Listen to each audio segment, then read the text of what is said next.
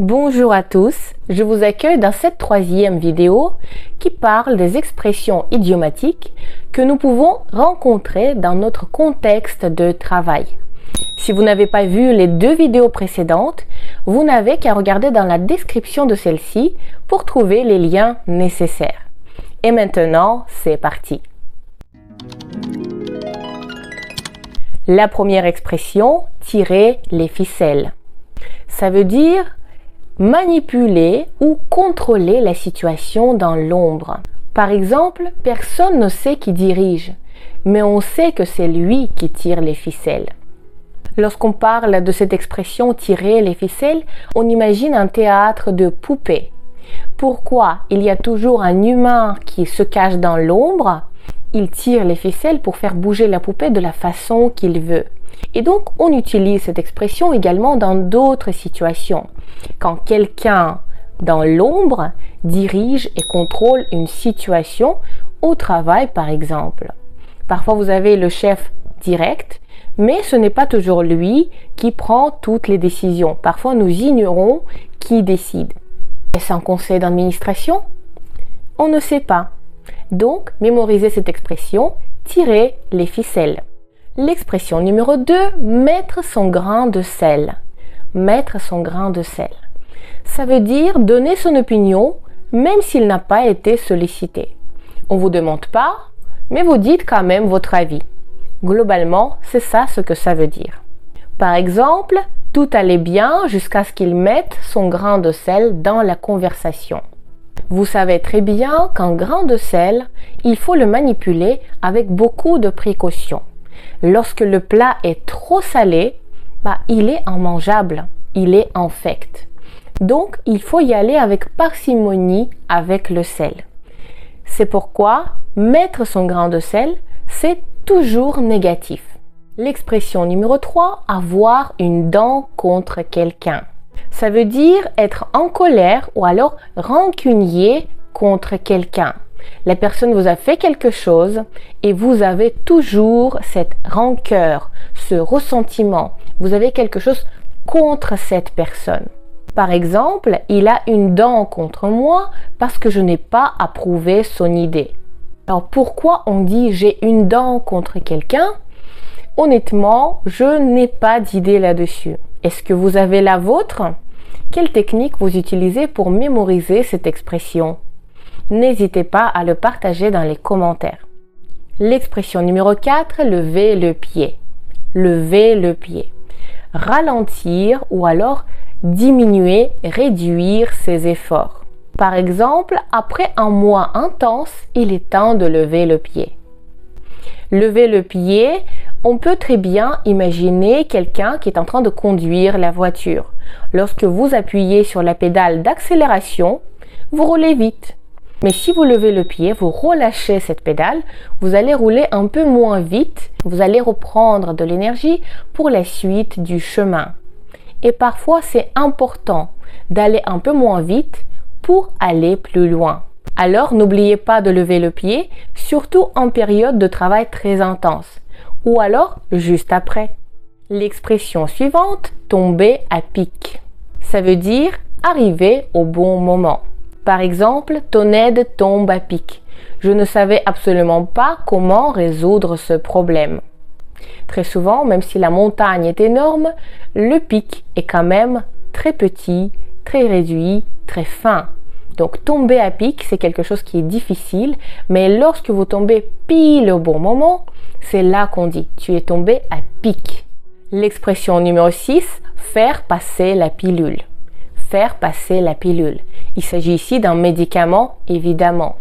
Faire passer la pilule, ça veut dire rendre une situation difficile un peu plus acceptable. On essaye, comme on dit aussi, d'arrondir les angles. Par exemple, offrir un cadeau l'a aidé à faire passer la pilule après son erreur. Dans l'expression « faire passer la pilule », vous pouvez bien imaginer quelqu'un Souvent, c'est un enfant qui ne veut pas prendre son médicament et alors là, les parents deviennent très inventifs. Ils ont beaucoup d'imagination. Ils essaient de l'enrober dans du miel ou alors faire dissoudre le médicament amer dans de l'eau. Donc, on cherche une parade, une solution, une façon de camoufler et masquer le goût désagréable du médicament pour que quand même la personne l'avale, le prenne parce que c'est pour son bien. Ça peut s'utiliser parfois pour des réformes. On fait passer la pilule pour qu'une réforme qui n'est pas du tout favorable aux gens passe parce qu'il la camoufle d'une certaine manière que les gens croient à tort que c'est bien pour eux. Ce sont les différents contextes dans lesquels on peut utiliser cette expression « faire passer la pilule ». L'expression numéro 7, avoir les dents longues. Avoir les dents longues. Cette expression veut dire être très ambitieux. Par exemple, ce jeune employé a les dents longues et vise rapidement une promotion.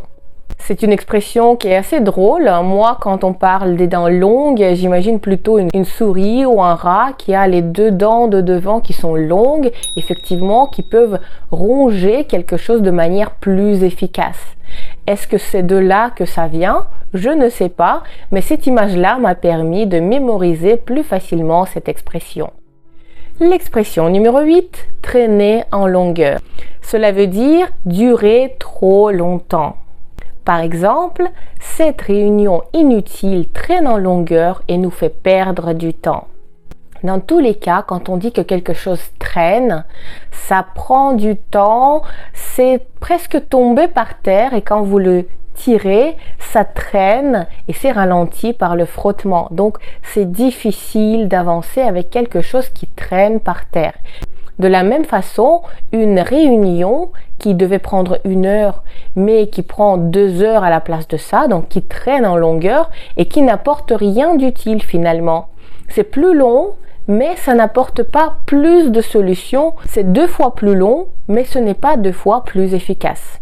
Donc, ça traîne en longueur inutilement, évidemment.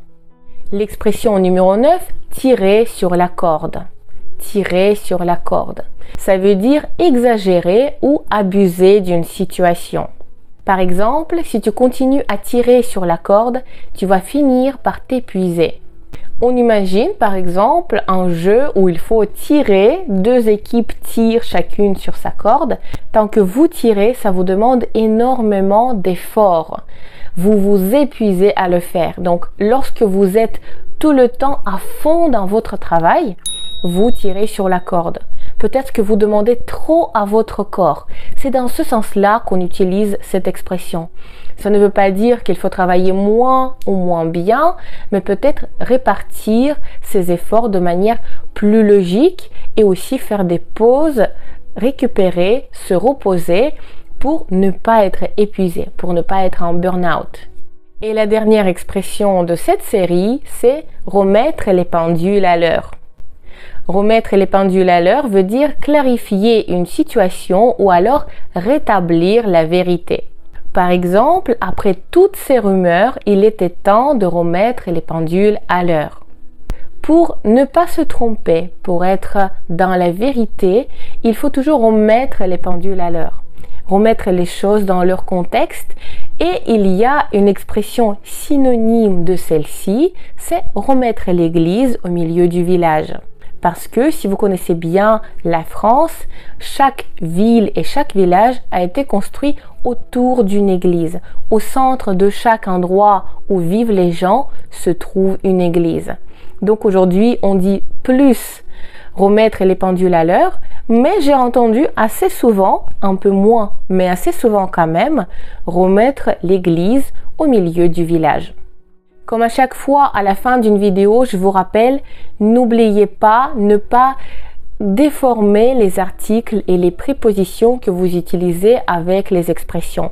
Vous ne pouvez pas modifier ces expressions. Ce sont des expressions figées. La seule chose que vous pouvez, c'est conjuguer un verbe s'il y en a dans l'expression. Remettre les pendules à l'heure, par exemple, vous pouvez dire je remets ou j'ai remis. Nous remettrons les pendules à l'heure en temps voulu. Donc, vous pouvez conjuguer le verbe et le mettre dans des temps différents, mais le reste, vous ne pouvez pas changer. C'est comme ça, c'est un fait, il faut l'accepter.